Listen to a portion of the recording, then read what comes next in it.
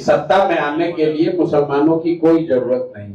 तो आज भाजपा सत्ता में है, भाजपा तो भाजपा को वोट नहीं देता है, तो उस मुसलमान की क्या जरूरत है। लेकिन मुसलमानों की जरूरत व्यवस्था को परिवर्तित करने के लिए है। सिर्फ वोट लेकर सत्ता में आना हो तो आपने अपनी दशा खुद वोट बैंक की बना ली है। उसके बाद आप आकर रोते हैं कि भैया मुसलमान को तो ठग लिया, हमको तो हमारे साथ तो नाइंसाफी हो गई।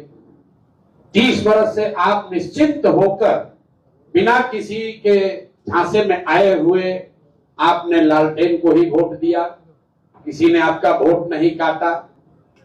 तो 30 वर्ष में आप कितने बार भाजपा को हरा पाए ये बता दीजिए। 30 वर्ष में आपने अपने बच्चों का क्या कर लिया वो बता दीजिए। कितनी आपको राजनीतिक भागीदारी मिल गई है वो बता दीजिए।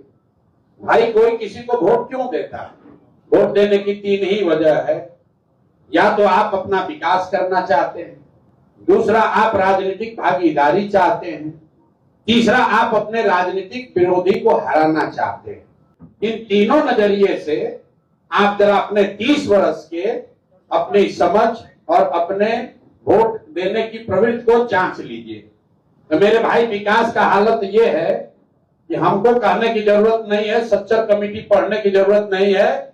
आप खुद जानते हैं कि बिहार में दलितों के बाद अगर सबसे ज्यादा कोई गरीब बदहाल फटेहाल है तो मुसलमान ही है।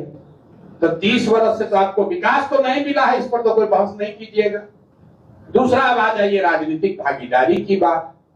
तो भैया आप लोग राजद को वोट देते हैं, आपके आबादी के हिसाब से बिहार में आपको 40 विधायक आपका होना चाहिए, है 19 सारे दल मिलाकर, जिसको आप सेकुलर कह रहे हैं, सारे सेकुलर दल मिलाकर 19 विधायक हैं।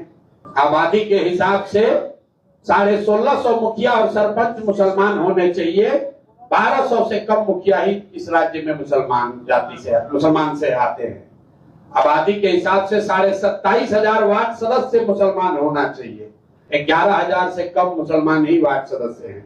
अब आप हमको जवाब दे दीजिए कि आपके बच्चे, आपके समाज के लोग वो क्यों नहीं मुखिया लड़े, वो वार्ड सदस्य क्यों नहीं बने?